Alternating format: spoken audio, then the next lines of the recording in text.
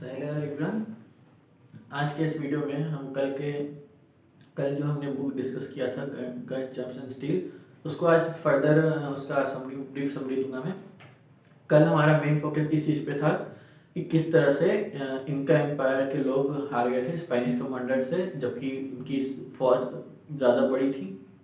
और दूसरा हमने इस बात पे देखा था कि किस तरह से माओरी कम्युनिटी के लोगों ने, जो कि न्यूजीलैंड के थे, उन्होंने पॉलिनेशियन आइलैंड्स में उन्होंने मोरीओरी कम्युनिटी के लोगों को कब्जा कर लिया था, उनको अपना स्लेव बना लिया था, जो कि न्यूजीलैंड के साउथ में चैथम्स करके आइलैंड में रहते थे। और ये जो मोरीओरी कम्युनिटी के लोग थे वो माओरी ही कम्युनिटी के लोग थे, जो कि 100 साल पहले न्यूजीलैंड से गए थे चैथम्स में। तो कि दो तो जो तो दो जो सबसे बड़ी सिमिलैरिटीज थी इस केस में कि इन स्पेनिश लोगों ने इनका एम्पायर के लोगों को हरा दिया, या फिर न्यूजीलैंड के माओरी लोगों ने चाथाम्स के माओरी लोगों को हरा दिया। तो इसमें सबसे बड़ा कंट्रीब्यूशन था उनके जीतने का, वो था फार्मिंग। तो आज के इस वीडियो में हम डिस्कस करेंगे कि फार्मिंग का क्या ऐसा बेनिफिट मिला उन लोगों को कि उनकी एम्पायर या उनकी फौज इतनी बड़ी हो गई। हम इस बात पर भी डिस्कस करेंगे कि आज कि ये फार्मिंग जो है वो धीरे धीरे क्यों शुरू हुआ।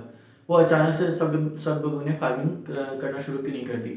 अब इसका तो बड़ा सिंपल लॉजिक और आंसर हो सकता है कि यार ऐसा ही होता है, कोई भी चीज़ अचानक से नहीं आती, सब चीज़ धीरे धीरे होता है। बट ऐसे बुक्स की खासियत ये होती है ना कि जो चीज़ बहुत ही आपको वो लगे कि ये तो बहुत ही ऑब्वियस है, उसका आंसर उतना ही अच्छा होता है और उसको क्वेश्चन किया जाता है इस चीज़ में।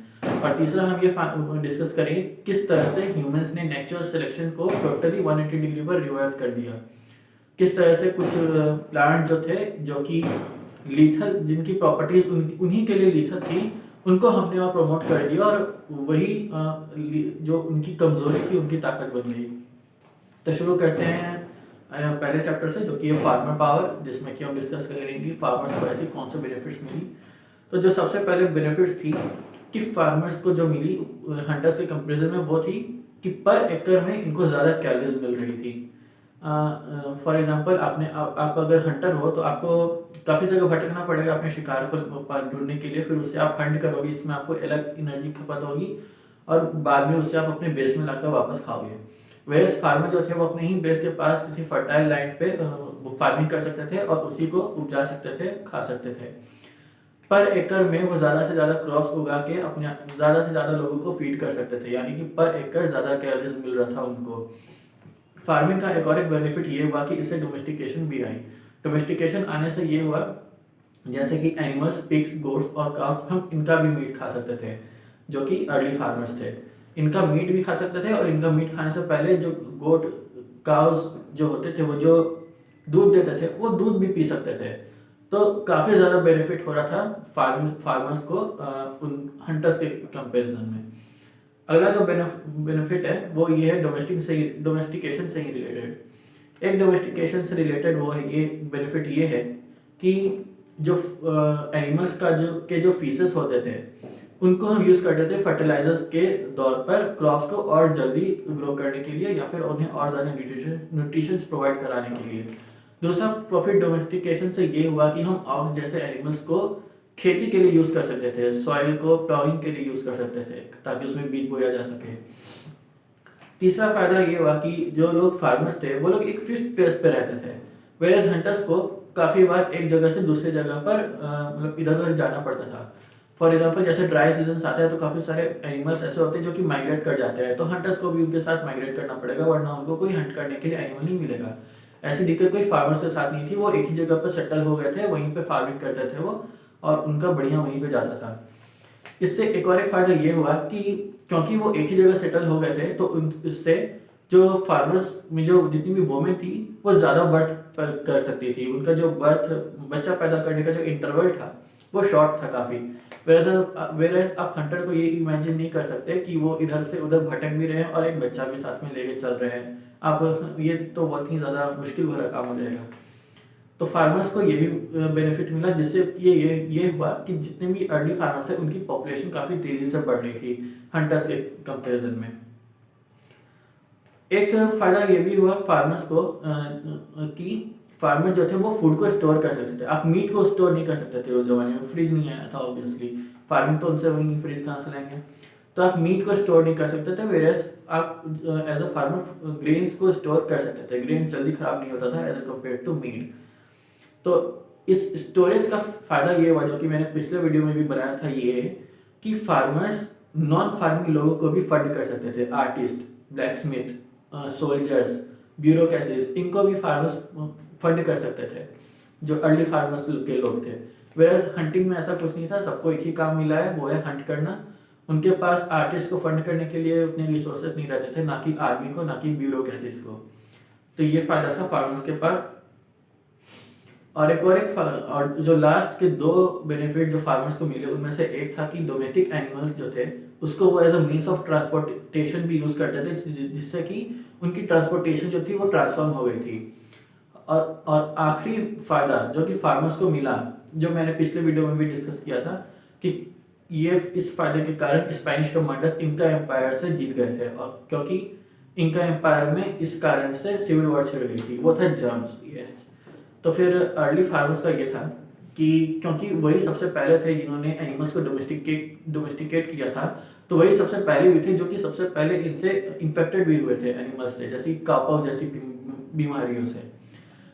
इसका फायदा, नुकसान तो था ही कि हम जानते हैं कि एक टाइम ऐसा आया था जब यूरोप में 50% पॉपुलेशन वाइप आउट हो गई थी एक प्लेग में। लेकिन इसका फायदा ये था कि इनकी बॉडी दुनिया भर के बाकी लोगों से ज़्यादा रेजिस्टेंस थी किसी भी बीमारी को लेकर। तो जब ये इनका एम्पायर के यहाँ गए थे तो अपनी बीमारी, या आप सब जानते होंगे कि जहाँ भी ये जाते थे अपनी बीमारी लेके जाते थे। एक तरह के बायो वेपन्स थे ये, यूरोपियंस एक तरह के बायो वेपन्स थे, जहाँ भी जाते थे अपनी बीमारी लेके जाते थे। और इनका एम्पायर में भी ये बीमारी लेके गए थे, जिससे कि वहाँ के जो स्ट्रॉन्ग फिगर्स थे, जो कि स्ट्रॉन्ग पावरफुल पॉलिटिकल फिगर्स थे, उनकी डेथ हो गई थी, जिसके कारण वहाँ सिविल वॉर छिड़ गई थी। ये है फार्मर्स का टोटल बेनिफिट। अब हम अगले चैप्टर पे आएंगे और इसमें डिस्कस किया गया है कि क्यों फार्मर को सीधा एक बार में शुरू नहीं किया गया। क्यों ऐसा नहीं हुआ कि सबने एक ही साथ एक ही दिन डिसाइड किया कि चलो आज से हम फार्मिंग करेंगे, इसमें ज़्यादा बेनिफिट मिल रहा है, या फिर दूसरों को देखने के बावजूद। इसका रीजंस काफ़ी ऑब्वियस हो सकता है कि चीज़ें अचानक से नहीं बदलती, लेकिन हम इसको कुछ लॉजिक के बेस पे डिस्कस करेंगे। पहला कारण ये था कि देखो, नेचुरल सिलेक्शन का प्रोसेस ही यही है कि जो स्ट्रॉन्गेस्ट रहेगा, सर्वाइवल ऑफ द फिटेस्ट। ठीक, लेकिन इसके साथ साथ ये भी है कि किसका एनर्जी कितना ज़्यादा कंज्यूम हो रहा है और कितना ज़्यादा बच रहा है। सर्वाइवल ऑफ द फिटेस्ट तो एक बात है, लेकिन ऐसा टाइम जब आया था जब मास एक्सटिंक्शन हो रहा था अर्थ पर, तो वो जीव जो छोटे थे साइज में वो जिंदा बच गए थे उस कंपेयर टू वो जीव जो बड़े थे। जैसे कि जब डायनासोर्स विलुप्त होने लगे थे क्लाइमेट चेंज के कारण से, तो डायनासोर तो सारे विलुप्त हो गए थे, वो सबसे स्ट्रॉन्गेस्ट क्रिएचर आप मान सकते हो उस टाइम के, लेकिन चूहे रह गए थे जो कि आगे जाके इंसान बने। फायदा यहाँ पर ये हुआ था कि ये छोटे थे, इनको कैलोरीज उतनी एनर्जी इनको नहीं चाहिए थी जितनी डायनासोर्स को चाहिए थी जिंदा रहने के लिए। बात बस इतनी सी है कि अगर हम फार्मिंग शुरू करेंगे तो क्या हम ऐसा तो नहीं हो रहा कि हम एनर्जी ज़्यादा लगा रहे हैं और उसके आउटपुट में हमें एनर्जी बदले में मिल कम रहा है, इससे ये तो नुकसान वाली बात हो जाएगी। तो यही क्वेश्चन उन फार्मर्स को भी थी। जैसे कि आज आप अगर एक जॉब कर रहे हैं और आप सोच रहे हैं कि आपको एक कंपनी खोलनी है, तो आप डायरेक्ट नहीं कर लेंगे, आप डायरेक्ट अपनी जॉब क्विट करके एक अपनी खुद का स्टार्टअप बनाने नहीं जाएंगे। आपका प्रोसेस स्लो ही होगा। आप देखेंगे कि पहले मुझे इसमें प्रॉफिट हो रहा है कि नहीं हो रहा, कितना फ़ायदा हो रहा है, ये सब आप देखेंगे, उसके बाद ही आप ऐसा डिसीजन लेंगे। तो वैसा ही डिसीजन उस टाइम के उन लोगों के लिए भी था जो कि अपनी हंटर छोड़ के फार्मिंग लाइफ में आना चाह रहे थे। उनके माइंड में ये क्वेश्चन रहता था कि अगर आज मैं हंटिंग पे ना जाके ये काम करूँ जहाँ पे मैं पौधे वौधे लगा रहा हूँ और फिर मैं वेट करूँ ऊपर से कि कब जाके ये आपको आउटपुट देगा, तो ये उनके लिए काफ़ी मुश्किल डिसीजन था। तो इसलिए फार्मिंग अचानक से नहीं आई थी। कई जगह ऐसा भी हुआ था कि उन्होंने फार्मिंग ली थी लेकिन बाद में उसको अबॉन्डन कर दी थी। जैसा कि हम जानते हैं पॉलिनेशियन आइलैंड्स के एग्जाम्पल में देखा था, जो कि मॉरी कम्युनिटी के लोग थे, जब वो चैथाम्स में गए थे तो वहाँ पे उन्होंने फार्मिंग अबॉन्डन कर दी थी। क्योंकि वहाँ पे फार्मिंग पॉसिबल ही नहीं था। आप जितना आउटपुट दोगे एनर्जी में, आपको बदले में उतना इनपुट नहीं मिलेगा, तो फार्मिंग करने का कोई फ़ायदा नहीं है। तो उन्होंने वापस से हंटर कम्युनिटी अपनी बना ली थी। तो अब इसके बाद हम देखेंगे कि अगर फार्मिंग के इतने ज़्यादा डाउट्स थे सबको, तो फिर ऐसे कौन से फैक्टर्स थे जो कि फार्मिंग को जिता दिए। इनमें सबसे पहला वो फैक्टर था जो कि फार्मिंग के सपोर्ट में गया, वो था कि वाइल्ड एनिमल्स का थोड़ा डिक्लाइनिंग आने लग गया था। अब इसका ठोस सबूत हम अफ्रीका में नहीं दे सकते। अफ्रीका में तो आज भी इतना ज़्यादा ह्यूमन ने हंटिंग किया है, लेकिन फिर भी उधर भी वाइल्ड एनिमल्स की पॉपुलेशन ठीक ठाक है। बट ये एक रीज़न दिया गया है कि वाइल्ड एनिमल्स का डिक्लाइन होने लग गया था। इसका रीज़न ये हो सकता है या तो क्लाइमेट चेंज के कारण ऐसा हो रहा था, या तो ये हो सकता है कि हंटर्स की स्किल्स काफ़ी ज़्यादा बढ़ गई थी, उन्होंने काफ़ी ज़्यादा एनिमल्स को हंट करके मार दिया होगा। लेकिन अगर हम अफ्रीका की तरफ देखें, जैसा कि मैंने बोला कि उतना उसका ठोस सबूत दिखता नहीं है, लेकिन इसके एग्जाम्पल बाकी जगह देखे गए हैं। जैसे कि ईस्टर आइलैंड में वो चिकन लेके गए थे वहाँ पे, जब किसी ट्राइब के लोग उस आइलैंड में मूव किए थे, वहाँ का चिकन एक लोकल फूड तब तक नहीं बना था जब तक वहाँ की लोकल बर्ड्स का एक्सटिंक्शन नहीं हो गया था। ये कारण था उनका ये चिकन की तरफ शिफ्ट होने के लिए। एक कारण ये है कि यही कारण, मतलब यही कारण है, दूसरा मुझे याद नहीं। तो ईस्टर आइलैंड का ये एग्जांपल दिया जाता है कि वहाँ पर चिकन लेके गए थे, तब तक वहाँ पर चिकन उनका लोकल फूड नहीं बना, या फिर उनका डोमेस्टिक एनिमल नहीं बना कि जिसे वो ब्रीड भी करा रहे हैं और फिर मार के खा भी रहे हैं। तब तक नहीं बना जब तक वहाँ के जो लोकल बर्ड्स थे उनकी आबादी खत्म नहीं हो गई थी। तो यहाँ पे ये एक एग्जाम्पल, ठोस एग्जाम्पल आता है कि हंटर्स की स्किल ही इतनी बढ़ गई थी कि उन्होंने वाइल्ड एनिमल्स को ख़त्म कर दिया था। दूसरा फैक्टर ये था, जैसे कि मैंने बताया, कि हंटर्स अगर लेस रिवॉर्डिंग हो गया कि हम हंटिंग पे एफर्ट तो बहुत ज़्यादा दे रहे हैं, दूर दूर तक जा रहे हैं जानवर को ढूंढने के लिए, लेकिन कोई मिल नहीं रहा और एनर्जी ज़्यादा खपत हो रही है इंस्टेड ऑफ एनर्जी हम जितना पा रहे हैं, तो ये हंटिंग उतना बेनिफिट नहीं लगा, फार्मिंग ही ज़्यादा बेनिफिट बनता जा रहा था। तो ये भी एक शिफ्ट था कि वो हंटिंग से फार्मिंग की तरफ आ जाए। तीसरा फैक्टर ये था कि फार्मिंग में जो टूल्स डेवलप हो गए थे फार्मिंग को, जिससे इजीली आगे और बढ़ाया गया, जैसे कि कुछ ऐसे टूल्स जिससे कि हम क्रॉप्स को ज़्यादा इजीली कट कर सकते हैं, या कुछ ऐसे मेथड जिससे कि हम सॉइल को ज़्यादा जल्दी प्लो कर सकते हैं ऑक्स के हेल्प से, ये हो सकता है। फार्मिंग का चौथा जो एक बेनिफिट था वो था ह्यूमन पॉपुलेशन और फार्मिंग का इंक्रीज होना, और ये दोनों जो थे साथ में ही इंक्रीज हो रहे थे। ह्यूमन पॉपुलेशन और फार्मिंग दोनों साथ में ही बढ़ रही थी। अगर आप पूछे कि कौन सा चीज़ पहले आई थी, तो ये कुछ ऐसा क्वेश्चन है कि मुर्गी आया है अंडा। ऑब्वियसली अगर फार्मिंग तेज़ी से बढ़ेगी तो पॉपुलेशन भी तेज़ी से बढ़ेगी, और अगर पॉपुलेशन तेज़ी से बढ़ रही है तो उसको खाना देने के लिए फार्मिंग को भी बढ़ाना पड़ेगा। तो कौन सा चीज़ पहले आया, ये it is a question about chicken comes before और एग।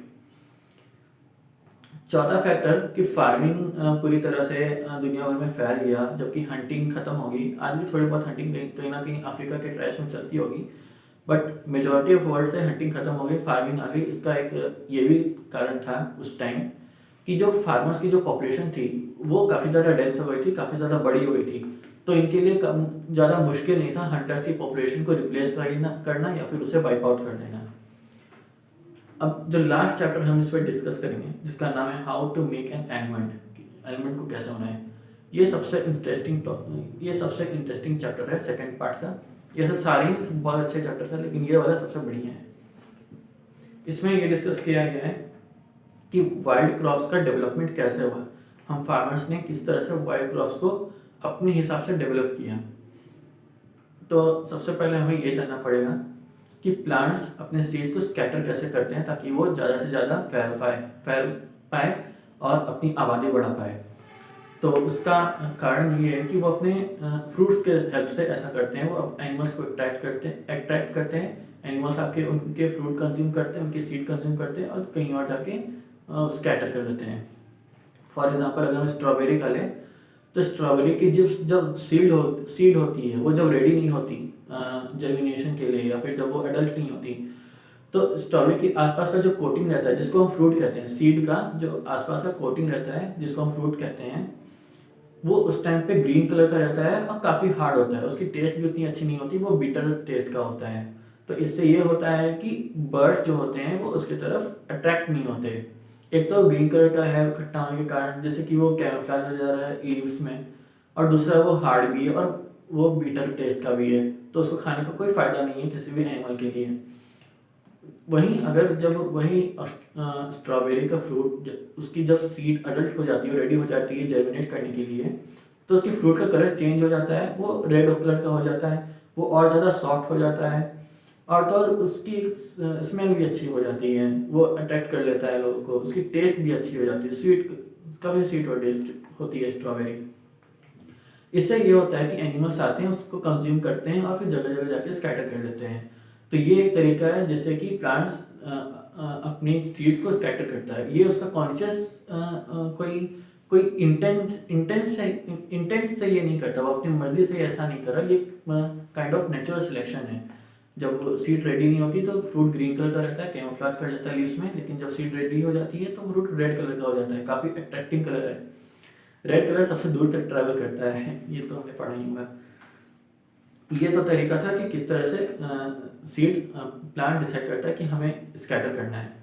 तो इसी तरह ह्यूमंस को भी कई सीड मिले थे जिनको उन्होंने कंज्यूम किया। बट आज के टाइम पे अगर आप देखोगे जितनी भी क्रॉप्स है वो वाइल्ड क्रॉप से काफ़ी ज़्यादा अलग है। जैसे कॉर्न एक प्रीमियम एग्जाम्पल है इस चीज़ का। आज का कॉर्न काफ़ी बड़ा है, उसमें काफ़ी सारे दाने होते हैं, लेकिन जब वाइल्ड कॉर्न होता है, जो ओरिजिनल कॉर्न था, वो काफ़ी छोटा होता है और उसके दाने भी बहुत छोटे छोटे होते हैं, बिल्कुल भी फायदेमंद नहीं है वो किसी भी फार्मर के लिए या इंसान के लिए, कैलोरीज के पर्सपेक्टिव से देखा जाए तो आज हम बात करेंगे कि ऐसा कौन सा क्राइटेरिया था जिसके बेसिस पे हमने प्लांट्स को चुना और ऐसा क्या हुआ कि हमने प्लांट्स की रिवर्स नेचुरल सिलेक्शन कर दी। तो सबसे पहले हम डिस्कस करेंगे क्राइटेरिया के में। पहला क्राइटेरिया जो था वो था साइज ऑफ फ्रूट। ऑब्वियसली जैसा कि मैंने कॉर्न का बताया कि वाइल्ड कॉर्न जो होते थे वो काफ़ी छोटे होते थे, उनमें सीड्स भी बहुत कम होता था। तो अचानक से हमारे पास बड़े वाइल्ड कॉर्न्स कहाँ से आ गए? हमने कोई जादू मंत्र तो किया नहीं होगा। तो बेसिकली हुआ ये कि ये एक हुआ था म्यूटेंट के कारण, कि कुछ प्लांट इस तरह से म्यूटेंट कर गए या फिर कुछ प्लांट इस तरह से बड़े निकल गए कि हम उन्हें, अब जो चीज़ हमें सबसे ज़्यादा अच्छी दिखेगी, अट्रैक्ट करेगी, हम उसे ही लेंगे ना। ऑब्वियसली आप एक सामने अगर आप एक अर्ली फार्मर हो, आपके सामने कॉर्न के दो ऐसे क्रॉप हैं जिसमें एक जो छोटे दाने हैं दूसरे बड़े दाने हैं, तो आप ऑब्वियसली उस कॉर्न क्रॉप को लोगे जिसमें बड़े दाने हैं। आज भी फल की जब फल खरीदने जाते हैं तो यही देख के हम चुनते हैं कौन सा फल ज़्यादा बढ़िया है, तो उन्होंने भी ऑब्वियसली यही किया था। एक तो ये फ़ायदा, एक तो ये फैक्टर हो गया साइज़ का, साइज़ ऑफ फ्रूट का। दूसरा फैक्टर था वो है टेस्ट का। जैसे कि आलमंड, आलमंड का अगर हम टेस्ट बात करें तो वो काफ़ी पॉइजनस भी होता है, वो बिटरनेस भी उसमें बहुत ज़्यादा होती है, उसको खाया नहीं जाता, उसको खाया नहीं जा सकता, बिल्कुल नहीं। ऐसा इसलिए होता है कि ऐसा ना हो कि फ्रूट जब अडल्ट नहीं हुआ है, जर्मिनेशन के लिए रेडी नहीं है, तब कोई जानवर आए और उसे खा ले। इससे ये होगा कि वो प्लांट फर्दर प्रोड्यूस नहीं कर पाएगा खुद को, उसकी आबादी खत्म हो जाएगी। उस प्लांट को भी तो देखना है ना कि भाई मेरे भी बच्चे बच्चे आगे बढ़े, मेरे भी आबादी थोड़ी बढ़ी, उस प्लांट को भी ये देखना है। तो फिर इसके लिए वो आलमंड आलमंड इस तरह का होता है कि उसको खाया नहीं जा सकता है। लेकिन हम आलमंड को फिर किस तरह से उसकी नेचुरल सिलेक्शन किए? किसी म्यूटेंट के कारण कुछ आलमंड्स ऐसे निकल गए जिनकी स्वीट बिटर नहीं थी और जो कि पॉइजनस नहीं थे। कोई क्यूरियस ह्यूमन रहा होगा, वो देखा होगा कि इस पेड़ से जो आलमंड है वो बर्ड्स इसे पता नहीं फॉर सम रीजन खा रहे हैं, चलो मैं भी टेस्ट करके देखता हूँ। और उसने देखा कि ये आलमंड सच में अलग है, ये तो फायदेमंद है, और वो ले लिया होगा वो आलमंड और उसी को वो आगे जाके अपने फार्म में उसे फर्दर प्रोड्यूस किया होगा। सेकंड जो था वो था, सेकंड फैक्टर जो था वो था सीडाइल फाइबर्स। फाइबर्स को भी हम इस तरह से सेलेक्ट करते थे जिससे कि हम अपने कपड़े बना पाए। कोई ऐसे पेड़ जो कि हमें कपड़े बनाने में हेल्प करे तो वो हमारे लिए फ़ायदेमंद होते थे। और सीडर्स और क्या बोला, seedless fruit. Yes, seedless fruit. आज भी अगर आप देखो तो अमेरिका में सीडलेस ऑरेंजेस आते हैं। वहाँ की जो मॉडर्न साइंस है वो प्रयोग करती है अपने लैब में कि किस तरह से हम किसी भी फ्रूट को सीडलेस प्रोड्यूस कर सकते हैं। इसलिए ये भी आपने सुना होगा कि अमेरिका के जो फ्रूट्स होते हैं वो काफ़ी ज़्यादा ऐसे लैब के बनाए हुए होते हैं। बट ये उतने ज़्यादा हानिकारक तो नहीं होते होंगे, इतना तो मुझे पता है। चौथा फैक्टर जो कि हम जिससे कि प्लांट्स को चूज़ किए अपने फ़ायदे के लिए, वो हमें पता नहीं था, बस चूज़ हो गया। एग्जाम्पल के लिए पीस जो होते हैं, वो पीस के जो सीड्स होते हैं वो पॉट्स में आते हैं। वो अपने मटर देखे होंगे, उसको छीलने पड़ते हैं तब जाके उसमें से वो मटर निकलते हैं। लेकिन सीड्स ऐसे नहीं होते। ऐसे जितने भी प्लांट जो कि पॉट्स में आते हैं वो क्या होते हैं, एक टाइम के आने के बाद उनके जो पॉट्स होते हैं इनमें कुछ ऐसे केमिकल रिलीज होते हैं जिससे कि उनके अंदर के सीड्स गोली की रफ्तार से उससे बाहर निकल जाते हैं, बाहर फेंका जाते हैं, आसपास स्कैटर कर जाते हैं, जिससे कि उनकी पॉपुलेशन बढ़ती है। लेकिन इसके भी इस केस मटर के केस में भी यही सेम हुआ था कि किसी म्यूटेंट के कारण इनके पॉट्स वैसे नहीं थे कि जिससे कि ये मटर को बाहर की तरफ फेंक सके और उसे रिप्रोड्यूस कर सके। जितने भी फैक्टर्स मैं बता रहा हूँ ये इनके के लिए हानिकारक है, लेकिन कैसे ह्यूमन ने इसे 180 डिग्री रिवर्स कर दिया नेचुरल सिलेक्शन को, वो आप देखिए कितना इंटरेस्टिंग है। अब क्योंकि वो अपने मटर के बीज बाहर नहीं फेंक पा रहे थे, तो इनको ह्यूमंस ने स्पॉट भी कर लिया कि इस पौधे में तो मटर अभी भी लगे हुए हैं, इसके बीज तो बाहर फेंके हुए ही नहीं। तो उन्होंने उस बीज को ही आगे जाके जनरेट किया, उस बीज को ही आगे जाके फार्म किया और वैसे ही और पौधे उगाए। ठीक, ये चौथा फैक्टर था। और जो पांचवा फैक्टर था, आज मैं इसके बस 5 फैक्टर डिस्कस कर रहा हूँ जो कि 8 हैं। पांचवा फैक्टर था रिप्रोडक्शन। कुछ प्लांट्स ऐसे होते हैं जिनको रिप्रोड्यूस करने के लिए दूसरे प्लांट्स की ज़रूरत है, लेकिन इसमें नुकसान हमारा ये है कि मान लो हमने ऐसा आलमंड उठाया जो कि म्यूटेंट है, जो कि पॉइजनस नहीं है, उसका टेस्ट भी अच्छा है, वो हमारे बेनिफिट के लिए है, लेकिन उसे रिप्रोड्यूस करना किसी दूसरे प्लांट से, और दूसरा प्लांट जो है वो म्यूटेंट नहीं है। उस केस में अगर हम इस आलमंड को जो कि म्यूटेंट है उस आलमंड के ट्री से रिप्रोड्यूस करेंगे जो कि म्यूटेंट नहीं है, तो इसकी म्यूटेशन की सारी जो प्रॉपर्टी वो ख़त्म हो जाएगी। जो रिजल्टिंग आलमंड का ट्री बनेगा वो वैसा ही होगा जिसका फ्रूट काफ़ी बेटर होगा, जो कि थोड़ा पॉइजनस होगा। तो ये चीज़ अगर हो रही है तो हम उस प्लांट को नहीं ले पाएंगे ऑब्वियसली, क्योंकि हम उस म्यूटेंट वर्जन को फर्दर रिप्रोड्यूस नहीं कर पाएंगे। तो ये 5th फैक्टर जो था, जो कि जिससे कि हम प्लांट को चूज़ किए, वो था रिप्रोडक्शन। कुछ क्रॉप्स ऐसे थे जैसे जिनको रिप्रोड्यूस करने के लिए दूसरे प्लांट की ज़रूरत ही नहीं पड़ती थी, वो अपने में ही मतलब रिप्रोड्यूस करके आगे सीड बना सकते थे और उसे फर्दर स्प्रेड कर सकते थे। तो ये ऐसे 5 फैक्टर्स थे। अब आपने इस फैक्टर में जितने भी चीज़ें देखे होंगी, एक तो ये कि साइज ऑफ फ्रूट, दूसरा कि वो फ्रूट सीडलेस होना चाहिए। अगर किसी भी फ्रूट में ज़्यादा सीड है, अब उसका सीड भी बड़ा है, तो ये उसी के लिए फ़ायदे की चीज़ है, क्योंकि वो अच्छे से फर्दर स्प्रेड कर पाएगा। लेकिन हमने इस तरह के फ्रूट को आगे फर्दर प्रोड्यूस किया जिसके सीड ज़्यादा से ज़्यादा छोटे हो। एक मैकेनिज्म ऑफ पीस, वो एक ऐसा मटर था जिसको जिंदा रहना है तो उसको इस बात पे डिपेंडेंट रहना पड़ेगा कि कुछ ऐसे केमिकल रिलीज होंगे, मैं बाहर फेंका जाऊंगा और फर्दर स्कैटर होऊंगा और फर्दर रिप्रोड्यूस होऊंगा। अगर वो नहीं स्कैटर हो रहा है, वो नहीं फेंका रहा है अपने पॉट से बाहर, तो वो पेड़ मर जाएगा, वो फर्दर रिप्रोड्यूस नहीं कर पाएगा। ये उसकी नेचुरल सिलेक्शन है। अगर नेचर के द्वारा सेलेक्ट किया गया होता तो वो पेड़ कब का मर गया होता, लेकिन क्योंकि हम ह्यूमंस ने इसे सेलेक्ट किया तो सिर्फ वही पेड़ फर्दर रिप्रोड्यूस कर पाए जो कि स्कैटर नहीं कर पा रहे थे। जो कि स्कैटर कर रहे थे वो हमारे किसी काम के नहीं थे और उन्हें हमने छुआ तक नहीं। तो ये बताता है कि ह्यूमन फार्मर्स ने किस तरह से डायरेक्शन ऑफ नेचुरल सिलेक्शन को 180 डिग्री रिवर्स कर दिया। ये काफ़ी ज़्यादा इंटरेस्टिंग चीज़ है कि नेचुरल सिलेक्शन मतलब जितना हम सोचते हैं उतना नहीं है। हम सोचते हैं कि सर्वाइवल ऑफ द फिटेस्ट, पर हमने क्लैमिटीज़ के टाइम देखी है कि जो स्ट्रॉन्गेस्ट मैमल्स जैसे कि डायनासोर वो खत्म हो गए और जो वीकेस्ट थे जिनको कम एनर्जी लगती थी जिंदा रहने के लिए वो बच गए। इस प्लांट के केस में भी हमने देखा कि किस तरह से ह्यूमंस ने नेचुरल सिलेक्शन को 180 डिग्री रिवर्स कर दिया। जो प्लांट्स काफ़ी लीथल थे अपने ही लिए, जो अपने ही म्यूटेंट प्लांट्स अपने प्रॉपर्टीज के कारण फर्दर जनरेट नहीं कर सकते थे, फर्दर स्कैटर और रिप्रोड्यूस नहीं कर सकते थे, हमने उन्हीं को चूज़ किया और वही आगे जाके स्प्रेड हुए और स्कैटर हुए।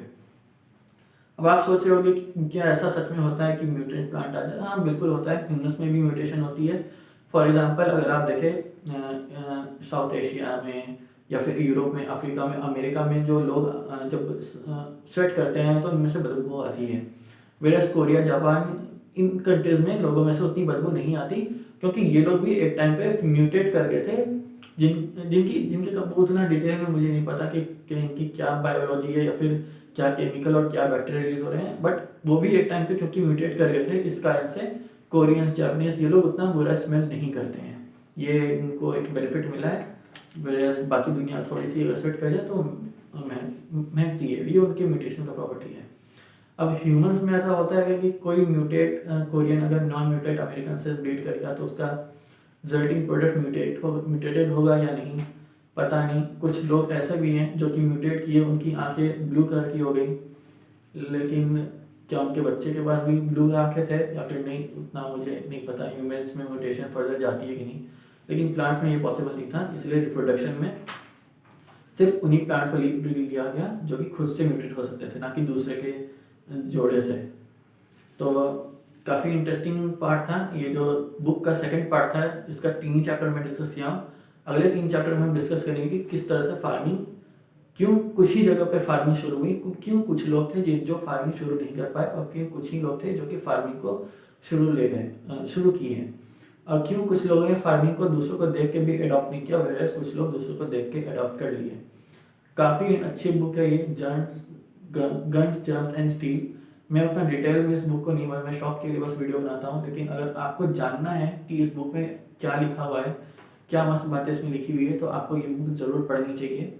बहुत मस्त बुक है। मैं तो इसका सेकंड पार्ट तक ही पढ़ा हूँ, इसका सेकंड पार्ट का अगला पार्ट मैं अगले वीडियो में बनाऊँगा, जिसमें हम ये सब चीज़ें डिस्कस करेंगे।